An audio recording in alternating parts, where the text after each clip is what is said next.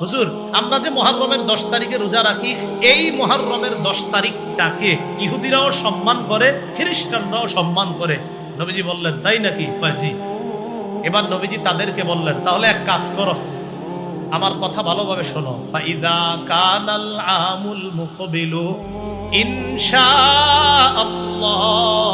সুন্নাল ইয়াউমাত তাসিআ। আগামী বছর যদি আমরা বেঁচে থাকি ইনশাআল্লাহ আমরা 9 মুহররম রোজা রাখবো, 10 মুহররম রোজা রাখবো।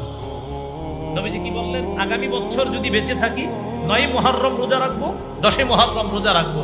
সাহাবী বলেন ফালাম ইয়াতিল আমুল মুকবিলু হাত্তা তুওফিয়া রাসূলুল্লাহ সাল্লাল্লাহু আলাইহি ওয়াসাল্লাম। পরবর্তী বছর আসার আগেই আল্লাহ রাসূল দুনিয়া থেকে বিদায় নিয়েছেন। আরে নবীজি সাল্লাল্লাহু আলাইহি সাল্লাম পরবর্তী বছরটা আর পাননি। তবে হাদিস থেকে বোঝা যায় নবী গুরুত্ব দিতে চাইতেছে 9 এবং 10 মুহররম।